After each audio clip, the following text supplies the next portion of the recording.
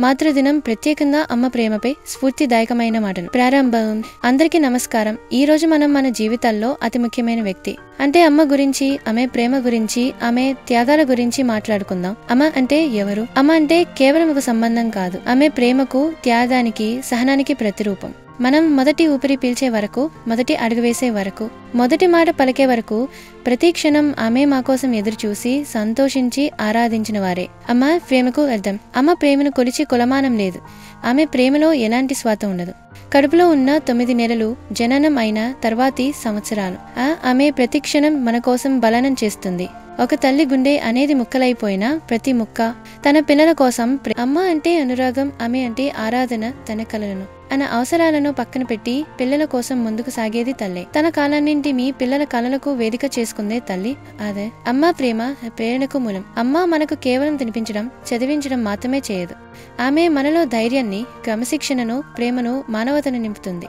చిన్నప్పటి నుంచి చెప్పిన కథలు, పాటలు, బోధనలు మన జీవితానికి మార్గదర్శకాలు అవుతాయి. అమ్మ అంటే భూలోక దేవతే. మన పెద్దలు చెప్పారు, మాతృదేవోభవ అని, అంటే అమ్మను దేవతగా పూజించమని.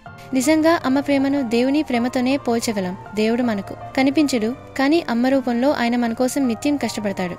ఏ కష్టంలోనైనా, ఏ ఒత్తిడిలోనైనా తల్లి ధైర్యంగా నిలుస్తుంది.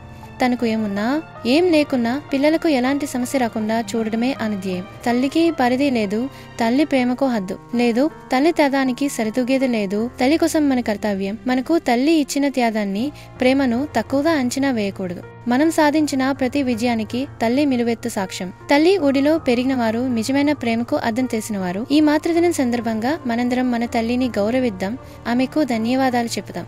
ఒక ఫోన్ కాల్, ఒక మాట, ఒక చిన్న పనితోనైనా ఆమెను సంతోషపెట్టుదాం. తల్లి ప్రేమకి ప్రతిఫలం ఇవ్వలేము, కానీ ఆమెను గౌరవించడం, ప్రేమించడం మాత్రం మన చేతుల్లో ఉంది. చివరి మాటలు. అమ్మ ఈ ఒక పదంలోనే సారాంశం అంతా ఉంది.